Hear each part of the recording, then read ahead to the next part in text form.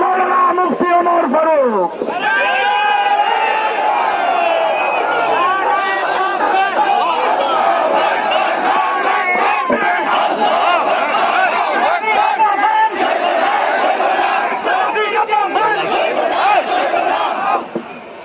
نحمده ونصلي على رسوله الكريم أما بعد واعتصموا بحبل الله جميعا ولا تفرقوا।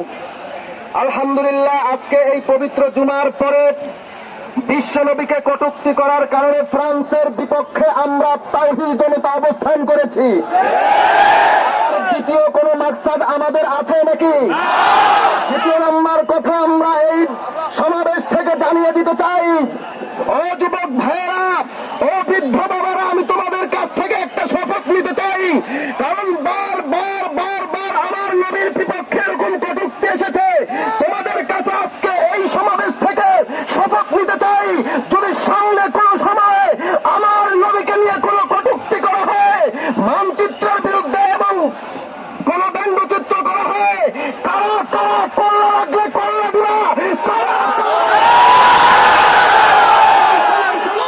আগে শুনো তোমরা, কারা কারাই নবীর জন্য বুকের তাজা রক্ত দিবা। আজকে ওলামায়ে কেরামের সামনে তোমরা শপথ করে দাও, সামনে যদি বাংলাদেশ নয় সারা দুনিয়ার মানুষ যে কোনো ব্যক্তি নবীজিকে নিয়ে কটূক্তি করবে, তার বিপক্ষে আমাদের জীবনের রক্ত দিয়ে দিব ইনশাআল্লাহ। করিম আবাসিল মুমিনিন।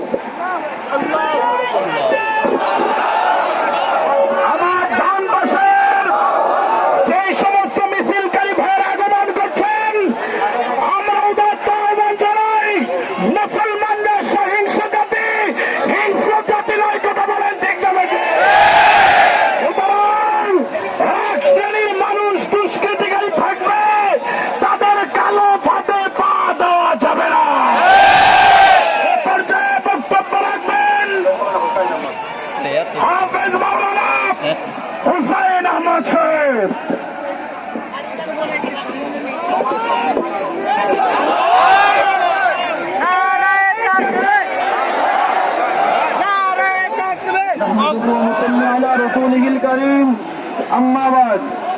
সম্মানিত উপস্থিতি, আজ আমরা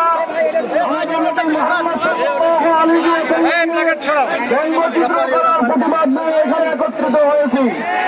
আমরা এখান থেকে ঘোষণা করতে চাই, জাতিসংঘের কাছে আমরা দাবি করতে চাই, এই ফ্রান্সের পাগলা সরকারকে, ফ্রান্সের মাতাল সরকারকে বিশ্ব দরবারে বিচার করে ফাঁসি দিতে হবে। ফাঁসি দাবি জানাই।